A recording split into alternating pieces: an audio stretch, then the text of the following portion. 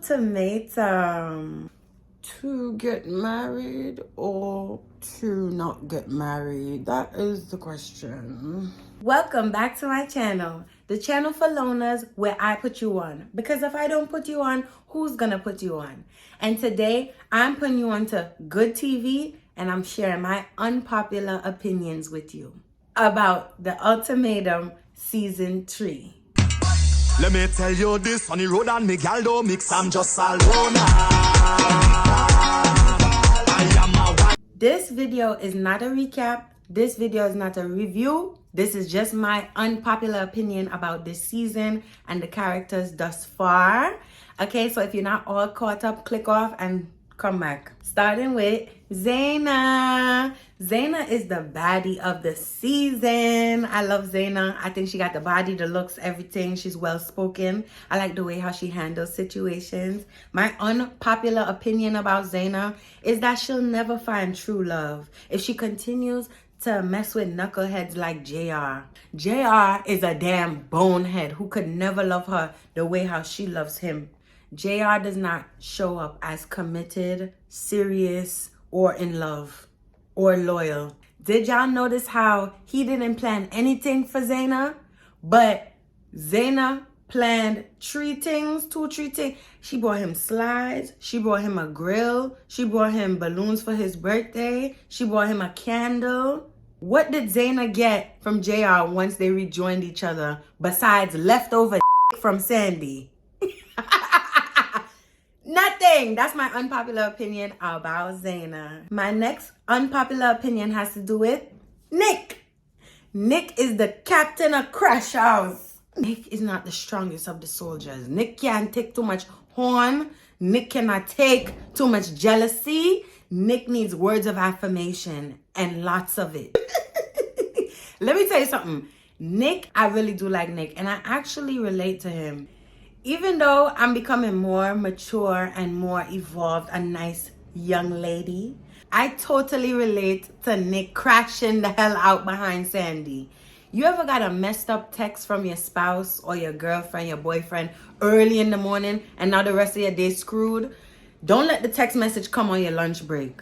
And now you don't want to return to work? I've been there. If you can relate, then you understand how Nick was feeling. Don't cheat on Nick. Nick can't take it. Nick can't take no horn. Don't lie to Nick.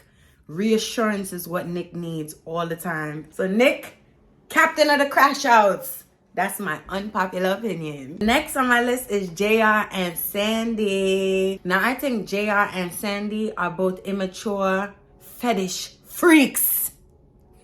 They belong at Diddy's freak-offs. They have no loyalty to anyone. All they care about is their sexual desires, their sick fetishes based on race. JR is only concerned about having his mixed race babies. And Sandy wants that BBC.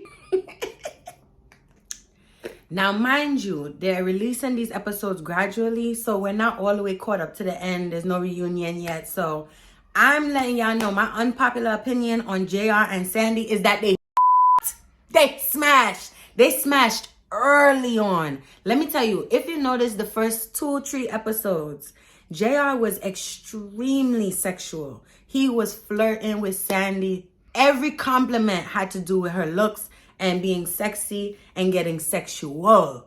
But notice how after episode 6, it started to lessen. It started to dwindle a little bit. JR wasn't telling Sandy she was sexy all the time as much, you know, because he hit it already. As much as Sandy want to try and tell other people, yeah, we didn't smash yet or whatever, we're not even really doing all of that. It's been done. The deed was done. Guaranteed. I have no doubt. I have no doubt about it. I have no doubts about it. I remember from episode 1, JR was like, oh my God, the fire in Sandy's eyes is just calling to me and all kind of thing. He was talking, what happened to the fire in her eyes? No more fire in her eyes? He hit it already. My unpopular opinion is that he hit it already and they're both there for sexual exploration. Don't get it twisted. Just like how JR Jesus Christ. Just like how JR fetishizes, I can't even say the name. I can't even say that. Why is it so hard to say? Just like JR what the fuck? Okay. Just like JR fetishizes. What is it? Fetishizing. Oh Lord. Just like JR fetishizes Sandy does fetishize JR. And let me tell you when it was really obvious. When they was in bed and she brought up the fact that his name was like John, John or whatever, his first name. She was like, oh, you mean John, Jawn? And she was like, oh yeah, because your Philly accent and blah, blah, blah, blah, blah, blah, blah. Listen, he's not no hood booger. I know you want to make it seem like he's really not that. He's really not no John from Brooklyn, like a real John. Come on now. I know you heard that online somewhere, Sandy. I know you heard it on the Shade Room. I know you heard it scrolling on urban blogs, okay? But no, he's not a John. He didn't find it funny. I don't think they laughed. Another time when Sandy objectified JR, Sandy's objectification of JR was so evident when she introduced him to her family and friends at the dinner. I heard nothing but ooh, ah. And he was such a spectacle. It was just like all ooh and ah because he's a big black man with a big black and Sandy been hitting that and they so astonished that she is now with somebody who's the total opposite of Nick. A pasty-skinned white man who's very emotional. That is how I know they are both here to just freak off on each other. Just freak. Them are freaky, fetishizing fucks. My next unpopular opinion goes to Scotty, the sadist. Scotty is demonic. I wouldn't put it past Scotty that he has been verbally and physically abusive to women in the past. I say that. That's my unpopular opinion. He's a sadist. I think he gets pleasure for facilitating pain on women, not men. I think he gets off on it. I think it turns him on. So far throughout this season, we've seen Scotty raise his voice and had an attitude and a temper and say like underhanded, passively aggressive comments to both Arya and Zaina. I remember in the first instance, he yelled at Arya for holding hands with Zaina. And Arya was just simply expressing how she was feeling a little way about it. Like, how you gonna hold the girl hand right in front of me? That man was gonna chew her out.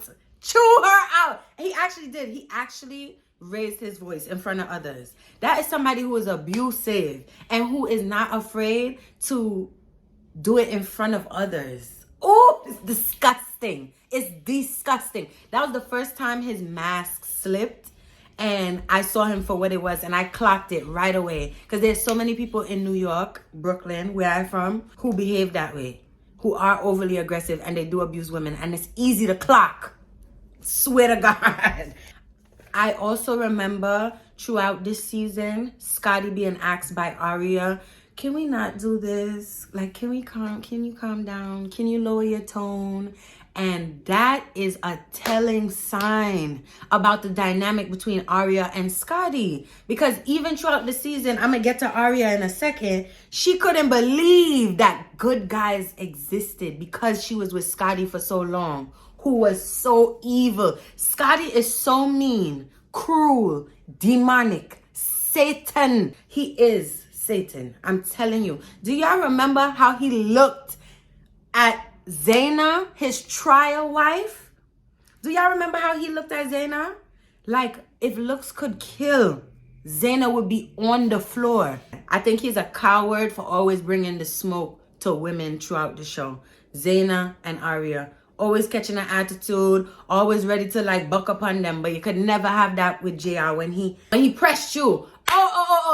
He pressed you and you ain't have that smoke for him. I think the lesson to take away from Arya and Scotty's relationship is that we as girls should date other men often. We should change our type of men that we used to dating. Like, give an ugly man a chance. Give another man who's not a part of your culture or race a chance. He might love you better than the one that you're used to. Okay? So I think that's the lesson that you could take away from Aria. But Aria didn't really embrace that uncomfortable feeling like, this person might not look the way I would like them to look. But if he had the qualities, like she wished that Scotty had the qualities of Caleb. Reprogram the way we date and the way we think about these guys. Because no matter how the individual looks, it all matters how they treat you. That's the only thing that matters. I can't believe Aria didn't even think kind men existed because she dated the devil. That's deep. On to my next unpopular opinion. Mariah. Experiment 626. I think Mariah is a blasted robot from outer space. I don't think she's part of one of us. I don't think Mariah has a pulse. No, I mean it though. I think Mariah is a blasted robot. I don't think she's like one of us. I don't think she has a beating heart. I think she's very cold and numb.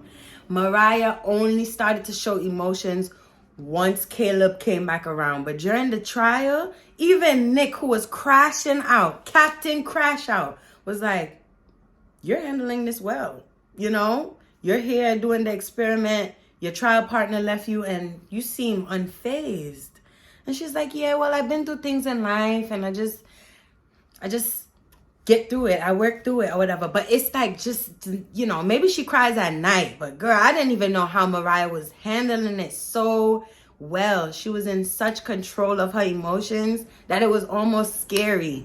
The thing I like about that is that Mariah is in control of her emotions. Absolute control of it. She was still able to keep herself put together, still appear on camera, push forward with interviews. She was able to do a little sit down with Nick at one point, even though she was going through her own stuff with her own relationship. She knew Caleb still had a partner and she still was able to, it takes a lot of something to do that. But anyway, I don't think she's human and it's for that reason. So my unpopular opinion is that Mariah is a robot, and I think that her and Caleb got along well because they're both monotoned and they're both dead in the eyes. They don't have much passion about them. Their demeanors are extremely similar in that you don't even know if they have a pulse. And I think that's why Mariah wants to marry him, because she's so dead on the inside that she finally found her guy that is just as dead as she is. Oh, and I'm not gonna lie, I was so surprised when Mariah was like, is there ever gonna be a time where you come and hug me organically? You damn robot. Nobody knew you needed affection or attention, Mariah. Nobody knew that was your bag. Like, you like that shit. He was surprised to hear that Mariah wanted a hug. He was surprised. He was like, yeah, damn. You all crying and shit about it? I ain't know, robot. My next unpopular opinion goes to Caleb and Aria as a couple.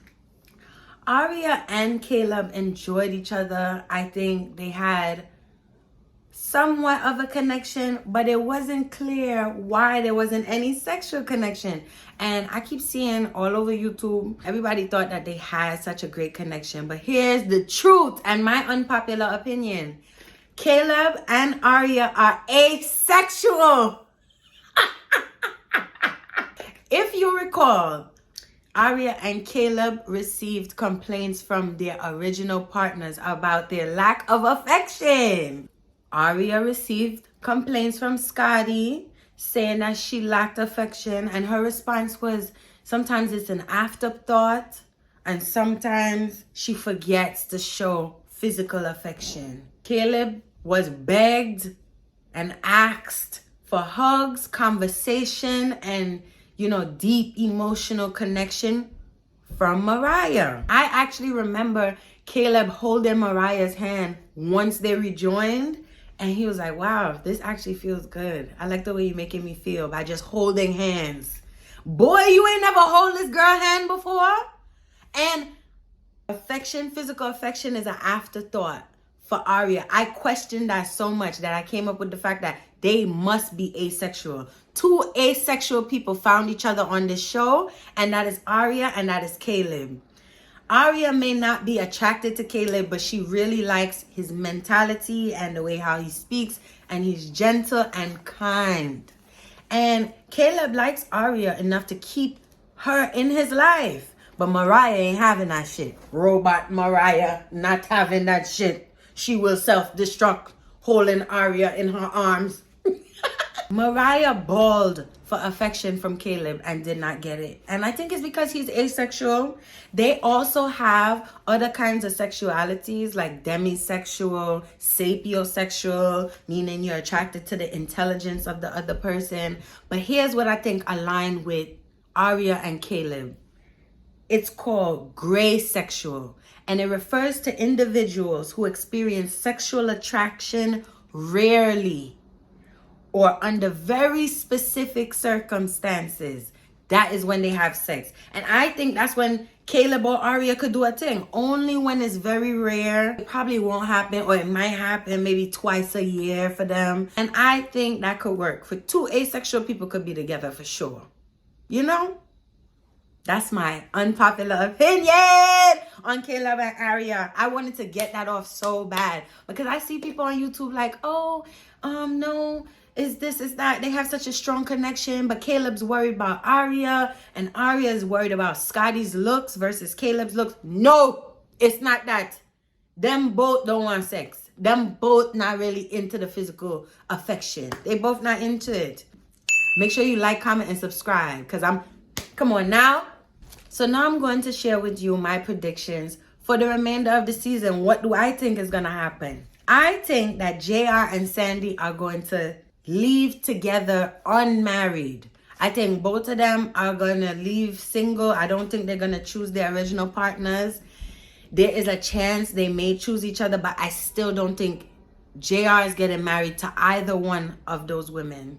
I don't think he loves Zaina enough to marry her. I think Sandy is down for it, but I don't think Sandy is checking for Nick in marriage, unfortunately. Mariah and Caleb. I don't think Caleb is going to propose to Mariah. Mariah is so ready for Caleb, but Caleb is not going to propose to Mariah, and I think that's very devastating. I think that is very devastating to Mariah.